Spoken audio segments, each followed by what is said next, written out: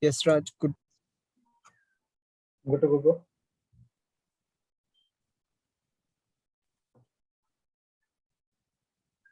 Yes, Raj. Good to go. Yes, please. You can continue. Go on. Good evening, everyone. Myself, Rajshekar Reddy, today, and I am from Sri Institute of Pharmacy, Hyderabad. And I'm currently working as an IPASF Public Relations team member. I'm into the Central Committee 2022. So, welcome everyone for the Indian Pharmaceutical Association Student Forum, right now presenting IPASF interaction about career pathways in the US. Next slide.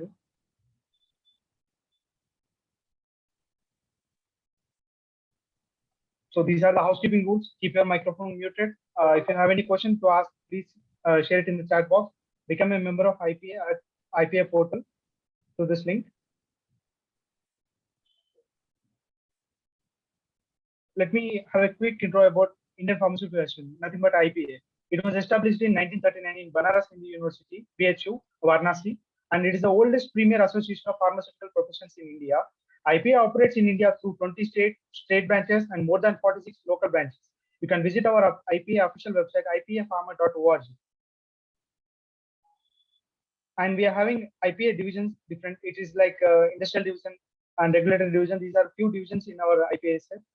And we're having a student forum, that is nothing but IPASF student forum. The IPASF is a network of motivated young pharmacists and pharmaceutical graduations within IPA. The group was officially established in 2008, but young pharmacists and pharmaceutical graduates have been a part of IPA for many years. The IPASF objectives are to facilitate connections and networking so that new ideas can be shared and to open the doors to information and new possibilities. We are widespread and are in about 50 states with 5,000 members in our group. And here we are the team of 2022 IPSF Steering Committee and IPSF Subcommittee. Here is Yogendra Kanchapu, the President, Nikitha Kolapalli, President-elect, and Smriti Adhikari, Secretary of IPSF. Sainath Chari is the Chairperson of Public Relations, and Rushali Doshi, Chairperson of Projects, and it's me, Rajshekar Reddy, Chairperson of Liaisons. And these are the subcommittees we are having over there. It's been divided into 3 subcommittees. One is Project Subcommittee, Public Relations Subcommittee, and Liaison Subcommittee. And these are the few team members of ours. They are working in coordination with ours, and they are from different colleges and spread across throughout India. Next slide. And for today's session, Career Pathways in USA, we are introducing our speaker, Dr. Nikitha Kolapalli. She is a passionate Pharm-D graduate. She received her master's in healthcare decision analysis from University of Southern California in May 2021. She has around 3 years of experience in health economics and outcome researches and marketing, working with global multidimensional team in both pharmaceutical and medical devices industries. Currently working at Deallus Consulting as a consultant, Nikitha is a leader with big picture orientation, communication skills, innovative outlook, and possesses capacity to function under both a sound science and practical business needs. Her specialties are product development and commercialization, and opportunity assessment, landscape analysis, competitive intelligence, business development, strategic partnership, real-world evidence, Agile, startup specialist, budget impact models, economic evaluations, systemic literature review, and form critical appraisals, medical affairs, scientific writing, Medico-marketing, marketing research, and commercial form. And I would like to ask Nikitha a few questions which were framed by our team, IPSF. Hi, Nikitha. Hope you are doing good. Hi, I'm doing well. Thank you. Hope you're doing fine. I would like to listen a few words from your end. Mm-hmm. Like, what is? Can you explain what is your journey and how it started from and where it started? Being from an Indian student, why you opted as US as a first prior of education for doing your masters in US? Can you please explain your journey from start? Sure. I mean, if I should start my journey, I think it begins at first class. My uncle was in US and I really wanted to go. I was like, I should go to California and study there. And then I finished my Pharm-D. I was going to do my Pharm-D in US, but, you know, parents, they kind of limited me to India. So I did my Pharm-D there, which I'm grateful for. I had an opportunity to work with a health economics firm in Mumbai for 2 years. And after which I thought it's time for me to make the shift to US. And I only applied to one school, which is University of Southern California. So it's actually the best private pharmacy school in the US. It's rated first in the US News. And they have only this really interesting course on health economics and market access. And that's how I applied, got in, and shifted over here. But to be precise, I would say you guys should first decide the course you want to go in, and also make sure you have real passion for the degree that you're going to do, and also make sure that you will be limited to that work stream. So in US, there is this rule where once you do a master's course, only you can only work in whatever courses you did in your master's. So you have to be limited to that core skill until you have like a green card or a citizenship, which is like 10 years away. So you have to be with this mindset that you want to stay in this division for like 10 years or so. So that's why I tell people who wants to come here that they should choose the course first and then prepare for the rest of the things. Not like all these consultancies in India, they kind of push you to do like all these exams, GRE, TOEFL. I mean, some universities don't even need it, to be honest. They just ask you to do all these exams first, and then they'll choose some universities like, I don't know, something which is like in super suburbs or something which is not even on the radar. And people come here and they don't even get jobs later, or sometimes they don't choose STEM OPT courses, so they have to go back in 1 year. So things like these are something to watch out for. So first I chose my course, and then according to the university requirements, I wrote my GRE because it's needed, and I wrote my IELTS, which is needed, and based on the profile I already had, since I got work experience back in India, it kind of made me a real valuable student to have. So that's how I got into USC and graduated. And 4 days after graduation, I got a couple offers, and here I am, a consultant at Deallus. Okay.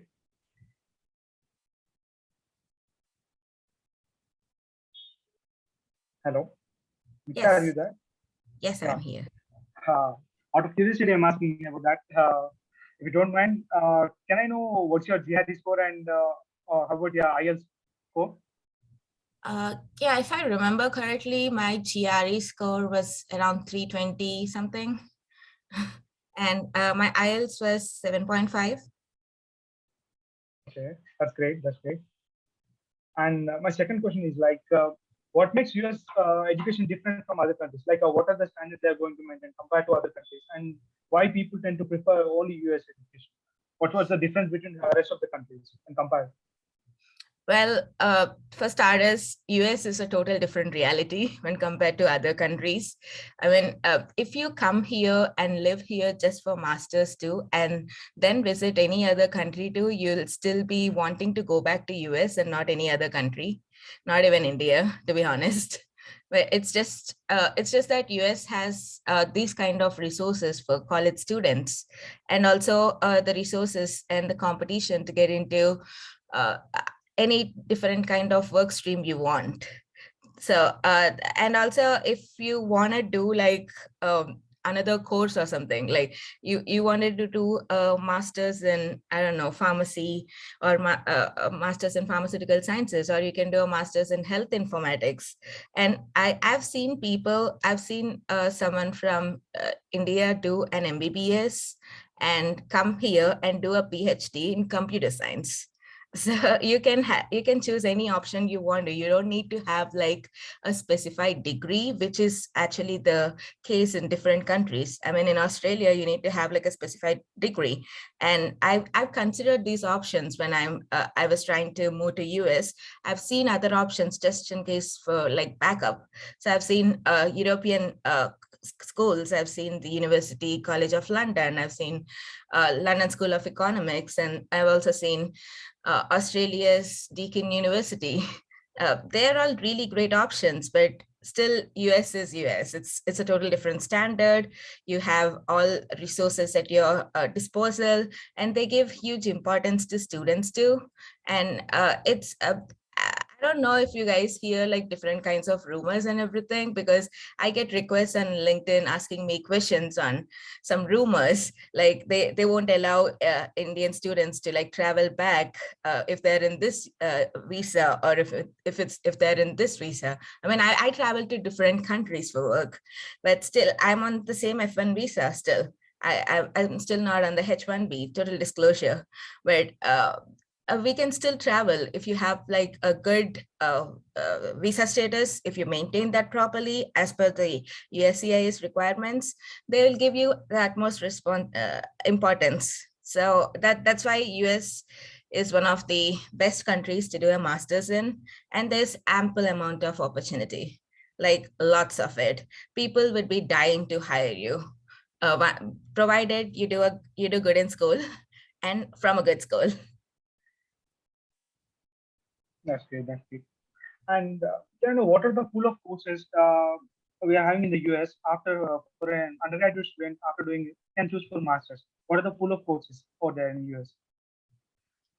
Actually, there are a lot of them, but anything really connected to pharmacy. I mean, I've seen B.Pharm students come here, do some masters in health administration, which is MHA, and masters in public health, MPH. And there is also masters in health informatics, which is a booming course. I mean, anything related to data and outcomes is a huge course. I mean, it will be the, I don't know, the industry for the next 10 years. And my course is healthcare decision analysis. It's really connected to health economics and outcomes research.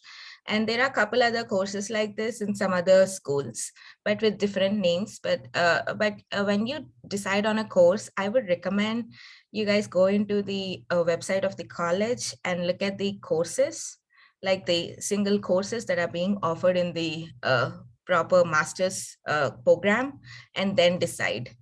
Also, one suggestion here is to choose a STEM OPT course. So there are two different kinds of courses. There is like one normal courses, there is STEM OPT courses. When you choose STEM OPT courses, you get 3 years of grace period before you can like shift to H1B or another visa. So you'll have 3 years. That means almost 4 or 5 chances to do your H1B lottery. And which are a good amount of chances when compared to the other ones, because they'll kick you out in 1 year if you don't get a H1B. You'll barely get one chance, and then you'll be forced to do another program. And financially, it will be draining. I mean, financially, US is huge, but it is still worth it. Okay, that's good. And how the chain of US pharmacy or healthcare system works in USA, and what are the different roles a pharmacist can do? Can you please explain those things? Okay, different courses, like Pharm-Ds or B.Pharm or anyone? No, actually, how the chain of healthcare system works in USA, and what are the different roles of pharmacists, whether it may be a B.Pharm student or a Pharm-D student or a D.Pharm, whatever it may be. From an undergraduate student or after doing his master's, what are the roles he can play over there? Okay. Oh, roles. Okay. So, I mean, there are a couple things. So for Pharm-Ds, they can come here, they can write their NAPLEX. It's a 3-step exam program, and it kind of costs you like around $10,000 or something, but you can do that, and then you can become a licensed pharmacist and then hunt for a job. But that's completely what do we say? It's completely draining, kind of draining. But if you have real interest in clinical pharmacy, then your Pharm-Ds are valid. So you just have to come here and write a licensed exam. And also there will be like this accreditation for your Pharm-D. It's like a exam evaluation process that they ask you to do, which only costs like $600 or something. But so you have to do that process and write those 3 exams. It will take a couple months, but you can come on a small visitor's visa, I guess. I'm not particularly sure of the visa thing, but you should come here and write all those exams. So that is one option. And the other option is applying to residency programs. There are a couple postgraduate residency programs for Pharm-Ds specifically. So they have ambulatory pharmacy, they have different kinds like emergencies, or they have internal medicine. I think I've seen a couple of oncology programs here and there, but I'm not sure of the Indian student uptake of their or the status of the visas, but that could be one option you could explore.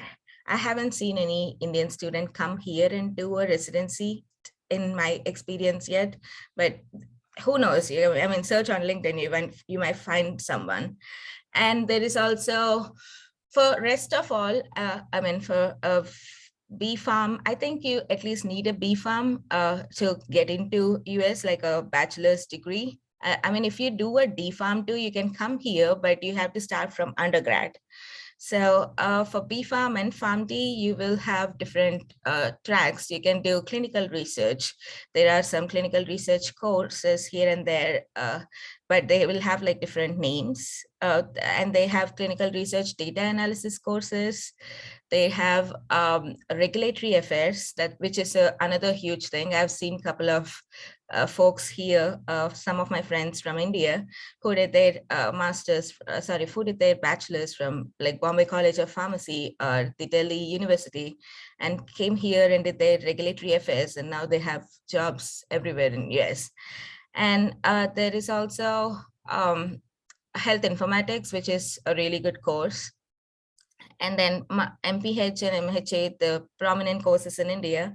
I think people already know them by now because they started talking about this when I first came here. And there is also market access courses, which are completely commercial. So it's more like a healthcare MBA, but it's not called an MBA. But there is also an MBA healthcare track, which is also an equally good option. MBAs are pretty valuable. And other than that, you can do a PhD if you want to. I mean, if any one of you loves doctorate or loves research-based degree or something, or is prepared to like study for like 5 years or something, so, you can still do a PhD, which is a really good option because PhDs have a higher chances of getting a green card faster because of the doctorate you get in the US and also the publications you make while you're doing your PhD. So that's a good option there. And PhD could be in anything. You can do a PhD in chemistry, you can do a PhD in pharmaceutical sciences, any single topic that you care about. But you just have to make sure you have enough funding for that PhD before coming here. And there is also a couple other courses that you can still search for, but I would say look up the universities on the usnews.com, the top 50 universities, and make sure they're on the top because we have a lot of competition here, folks. I'll be transparent here. We'll have a lot of competition. It's not always flowers, or it's not a flower bed, literally. You have to work all through your masters to like survive and also beat the competition and also be the best than other countries, and you'll have high competition from China on the other side and apart from the US. So you will need to work so hard, literally, for all your masters, and also you will probably need to do an on-campus job unless until your father is rich or something. But yeah, I would recommend an on-campus job because it kind of helps you to I don't know, observe the culture of United States. kind of helps you to get that whole thing going on to survive here. Otherwise, you will just be a frog in a well. So yeah, these are a couple courses. And after that, when you guys finish your masters or PhDs, you will have ample amount of opportunities to like work with pharmaceutical companies. They'll have clinical research divisions, they have manufacturing divisions. Also, there is a pharmaceutical supply chain course that I know of, which is also from USC. And I'm pretty sure other universities do offer it, which is equally important. And there is healthcare consulting, which I work for, which a lot of people do work for. I work for a UK-based consulting firm, which also has headquarters for, head offices in the US in New York. And I would say, please go for consultancies which are not third party. So there are some third party Indian consultancies which offer you jobs and be like, you can do like a contract based position, but please don't go for it because they're not worth it. They're just for the time being. If you don't have like any other job in hand, I would say get like a proper job, because these consultancies can literally leave you on the road anytime. So please make sure you get like a proper job after you guys finish your masters or PhDs. And you can, and being a consultant has like really good things, like it's hard work, it's a lot of odd hours and everything, but you get to travel for free, which is good. And you get a lot of perks. And also make sure you choose a firm which does your H1B. That's really important. If a firm doesn't want to do your H1B, then it's really difficult to like keep switching jobs, which is not, you can, if you switch jobs like within 1 year of joining, it's not considered really good out in the job market. So yeah, there are pharmaceutical companies, there are consultancies which do different kinds of consulting, like competitive intelligence, commercial strategy, health economics, market access. There are also consulting firms which just do medical communications, which is like publications and publication planning and all that stuff. Yeah, these would be the kind of roles that you could get. But if you still want to do like a clinical role, then you need to have like a valid license and write the NAPLEX. I think even for the postgraduate a residency, you still need to write a license exam here. Okay. And one more question, one good point you raised about NAPLEX. And during my second, third years of my undergraduate, I used to hear from many of my seniors that NAPLEX is one of the toughest exams. So Indians, we can't clear that thing, and blah, blah things they used to tell me. So what's your opinion? Is that a toughest exam that no Indian can clear that thing? What's your view on that, NAPLEX?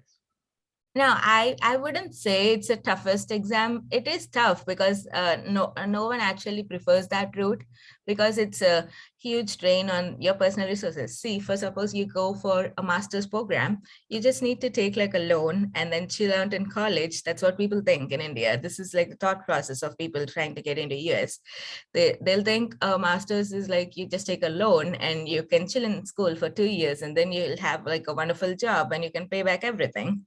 And then for NAPLEX, you just have to put money out of your own hand, and no bank will be willing to, give you a loan just for the NAPLEX exam route. And it still costs like $10,000, which is a pretty huge amount in India. So I think that's one of the prime reasons why people think they can't crack it, because I have seen people from India do a Pharm-D there and come here and still clear the NAPLEX or all the licensure requirements. I've seen people from South Africa who are also Indians, basically. Actually, it's one of my cousins. So they came here very early on, like, I don't know, it's like in 2000 something. And they cleared the NAPLEX and got into one of the licensing firms, and then got into one of the best hospitals in state. So people think that it's only difficult because they haven't done it yet. So with ample amount of preparation, I don't think it should be a huge problem. It's not one of the toughest exams in US. I assure you that. Okay. And one more question is like, I think you have heard about before going to your visa interview, there are 5 consulates around India. People tend to suggest that better go for Delhi, better go for Hyderabad, better go for Chennai. They are easily approving the visa. So what's your suggestion? Is that really matters going for a particular place? Will that makes us to get an approval of visa, starting of visa? Or else whatever the documents we are producing over there will matters? What's your Yeah. suggestion? In getting on the visa? So, And what's your visa experience? all right.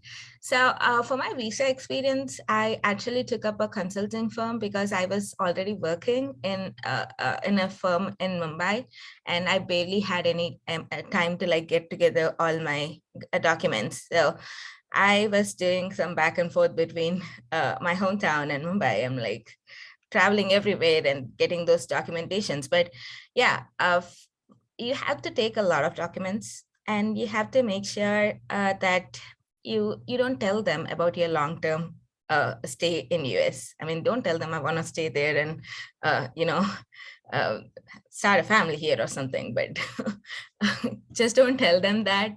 Tell them you just want to go and do your master's. Be kind of deceptive about it. There's nothing wrong. Everyone does that. And also, I went to the Chennai consulate because that's what my consultant recommended me to do. And I did hear a lot about Hyderabad saying those consulate officers are really rude or something, and they wouldn't, approve your visas or anything. But they didn't ask me a lot of questions, given that I was going to one of the tier 1 universities. They just asked me, where are you going for school? And I said, University of Southern California. And then he's like, fight on. So fight on is actually the motto of my school, which I didn't know then. I was like, okay, what is he saying? But yeah. So that's the only question they asked. They didn't even check any of my documentation, but also it was totally because I was going to a tier 1 university. So it totally depends on the university you're going with. So if you are going to one of the prominent universities, they're not going to ask you a lot of questions. Otherwise, they'll just ask you which course are you going to and how you're paying for that course. You should be able to show ample amount of financial documentation. So make sure you have your loans approved by then, or make sure you have like funds if your fathers are paying for it. So make sure you have those funds transferred in your bank account, and make sure you have like a property or something on your father's name or something, and also carry those papers with you, because you have to show your intent of going back just because you have like properties or family ties there. So that intent is important when you're going for an F1 visa. So don't tell them about your long-term plans. Just tell them you just want to get the course because it's not available in India. It's as simple as that. Okay, that's cool. And one more question is, what is the best university in USA? How to know this so-and-so particular university, one of the best university and reputed university of USA? And is there any portal would you like to suggest us to check what is the information about university and these things? Like, and one more question is, does QS ranking, QS World Ranking, and rest of the rankings matters in getting a visa approved? I'm sorry, could you repeat your second part of the question again? Does QS World Ranking is the right ranking of universities over the world? Does it matter in getting a visa approved? Well, I mean, I wouldn't say it matters, but mostly kind of it does. So if you just look into like a very small university or something which the person at the consulate doesn't even know, then the chances of getting your visa approval actually lowers a lot.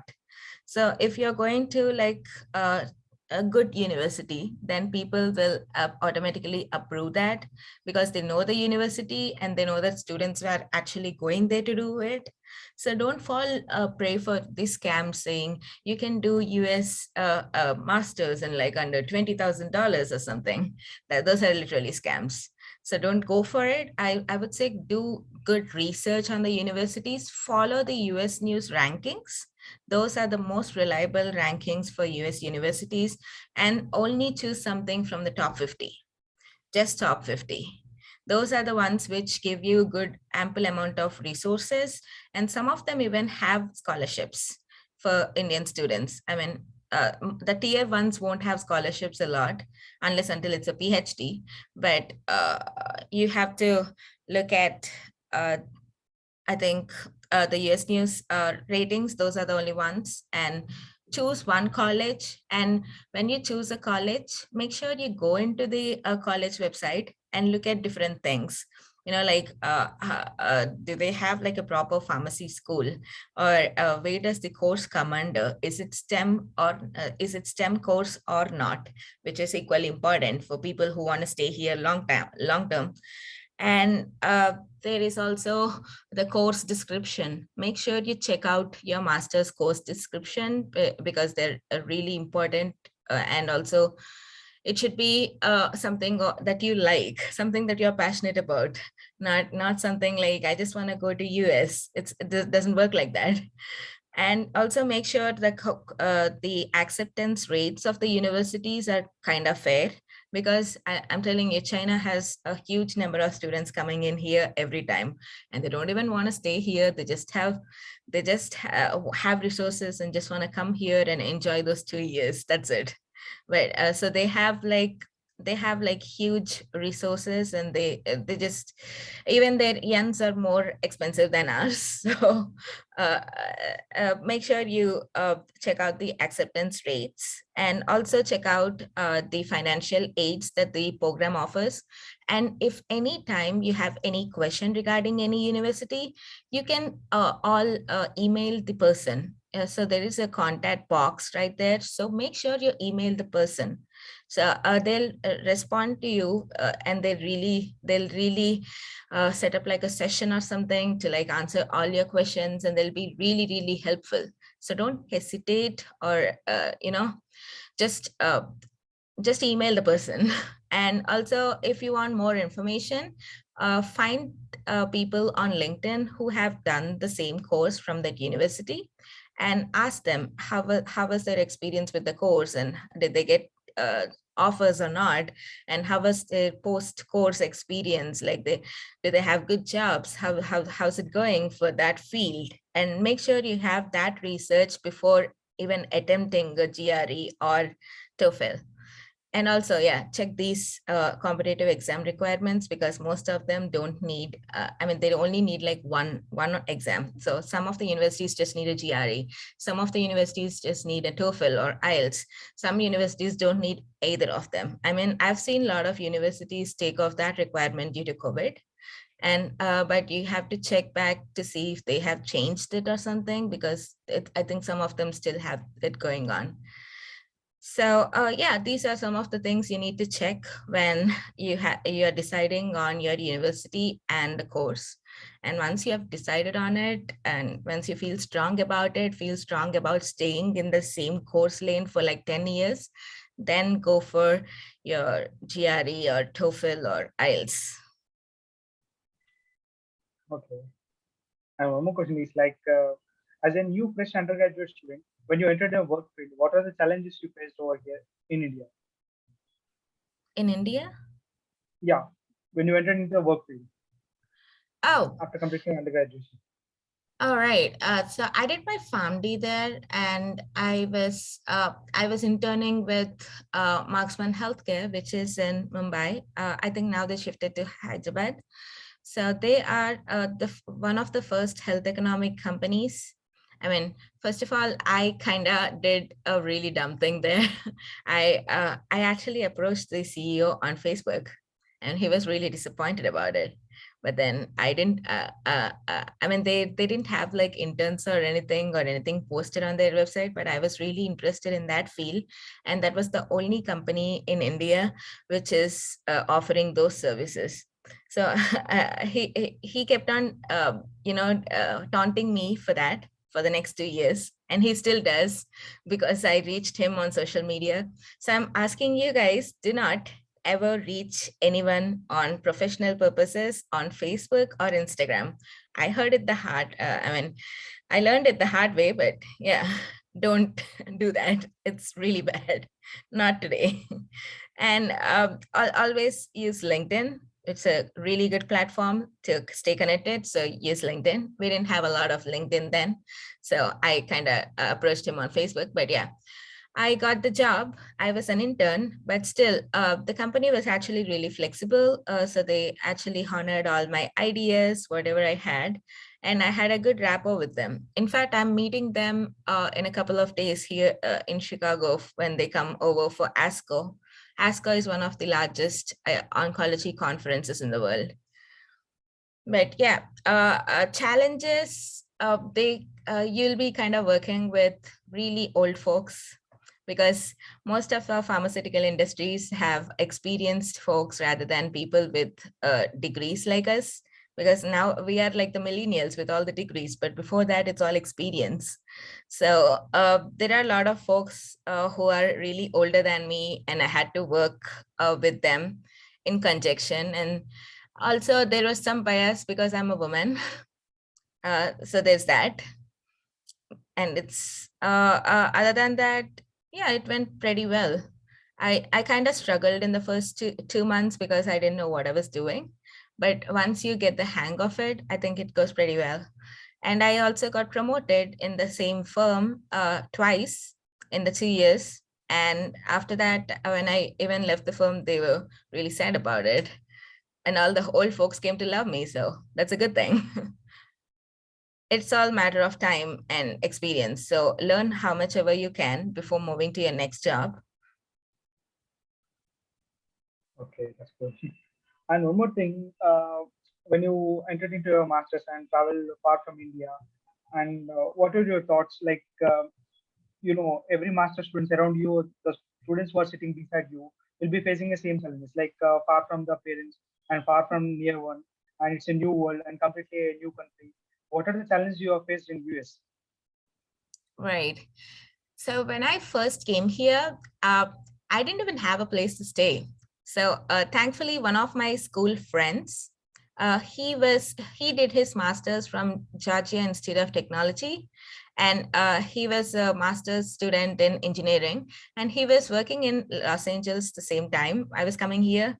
So thankfully, he picked me up from school, from airport, and then got me situated into a sublet house. So in US, the housing works in leases. So you have like 1 year lease, and you have to stay there for a whole year, and you can't break the lease unless until you're subletting it.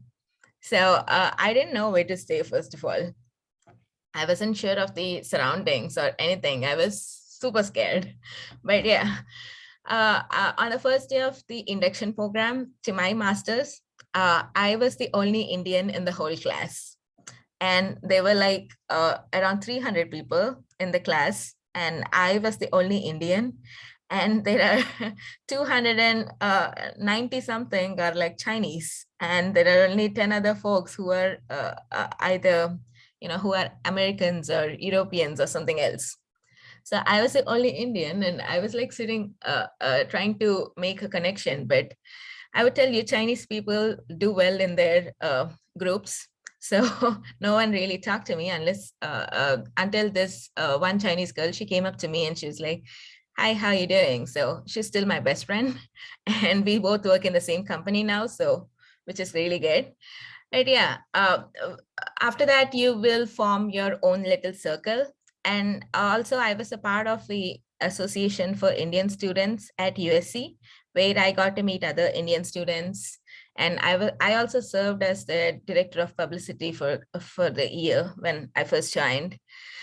There you almost see a lot of engineering folks, because most of the Indians here tend to get into engineering, and we don't see a lot of pharmacy. But I've met a couple folks who did MHA, and I met a couple Indian women who did regulatory affairs. So yeah, you just get used to it after a while. I know it's a foreign country. you won't know the culture, or it will be difficult to kind of understand the English first until you get accommodated to it. So there's that. And also, I think you have to choose a place which is really good in accepting foreign students. And LA is diverse. LA has like a lot of different country people, and it's not just Indians. It's like European. You can find any kind of person here from any different country. But when compared to, I don't know, something in Iowa, which is a really rural area, and people are not really appreciative of the foreign students unless until you're in the university or something. So yeah, it depends on the place too sometimes, but yeah, it's all the time. With time you get adjusted to it, and make sure you find an on-campus job first, which is important because it kind of helps you get through your financial stuff. I mean, I don't have any student loans, and I'm just 1 year out of my school. So I worked all through my master's in on-campus jobs and also internships.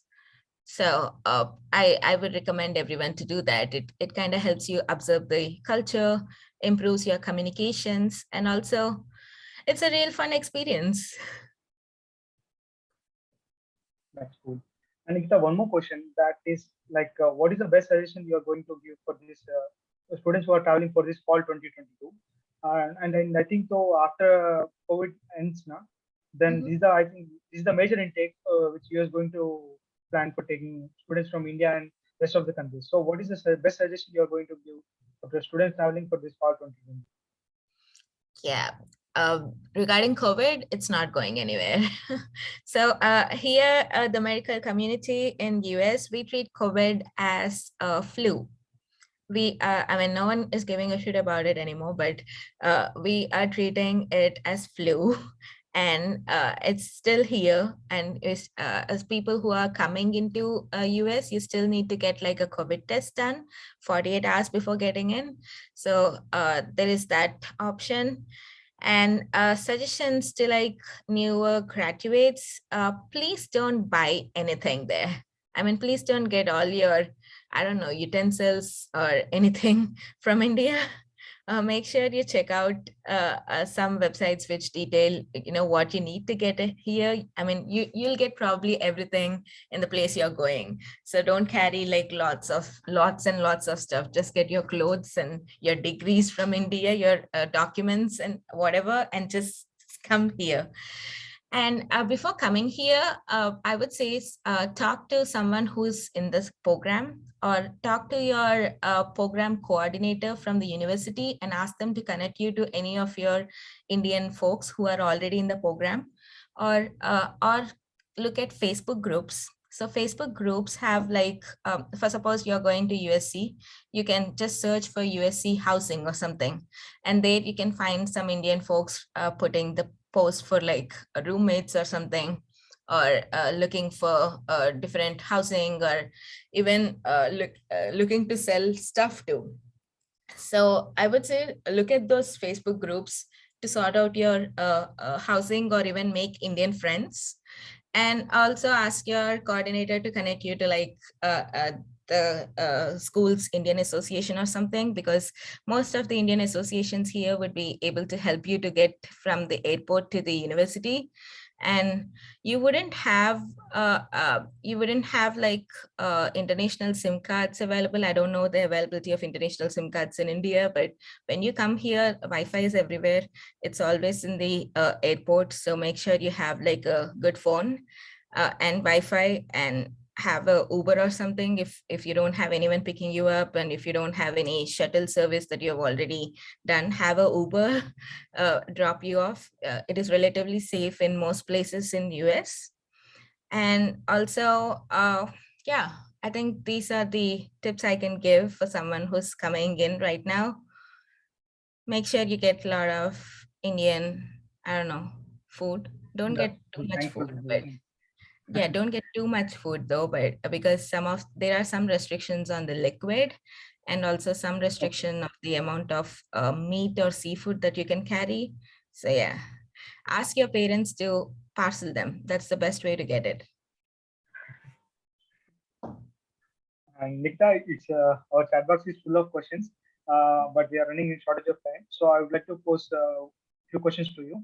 Like people are asking many questions, like what is the best degree doing masters in regulatory affairs or masters in clinical research, masters in health informatics, and masters in pharmacology. There are a few courses which they are asking which is the best one and what will be the highest pay for them, and which course is better to choose for an undergraduate student. They are asking. What's your suggestion? For undergrads, I would say if you want to, you can do a Pharm-D or a PhD. And there is also this program where you can do a Pharm-D with a master's. It's called a dual degree. That's something that a lot of folks who come in at an undergrad side would do. And it's really nice. Or you can do a Pharm-D with a residency if you're interested in the clinical side. That's for the undergrads. And for the masters, there are so many courses, Phyllis. There are like everything. You can do anything. But the scope of the courses, like scope of the jobs after the courses, it depends. Most of the programs always have a need. But I would say the top courses would be in commercial strategy. If you want to get in, it's like you can do a healthcare MBA or something. And PhD, always any PhD. I mean, mostly people do PhDs in pharmacology. So those are really valuable. A lot of PhDs get hired pretty soon. And clinical research is pretty good. And health informatics, it's a really good course. And if you are considering an MHA or MPH, make sure they're STEM. If they're not STEM, don't go for it. Okay. And one more question is like, can a family student directly enter into PhD in USA, or else he need to pursue his master's? No, you can directly do a PhD. And how about this B.Pharm, Bachelor of Pharmacy students after completing their B.Pharmacy? Yeah, they can directly get into a PhD. Yeah. Okay, that's totally cool. And it's nice interacting with you, Nikita. And we had a great time, and we have answered all the questions which have been from the chat box and what are the team we are having, the questions which we got from our team members. And it's a great day, having a great time with you. And I would like to thank IPA and IPASF and our president, Mr. Yogi, for giving this opportunity. And thank you, Nikita. We'll be interacting with you continuously, and we'll be making short of videos with you. Thank you for the valuable words from your end. Thank you, everyone. Thank you. Thank you so much. I just see one last question here from Aishwarya. Yes. So she says, after B.Pharmacy, can I do MS and PhD together? Yes, you can do an MS and PhD together like a dual degree.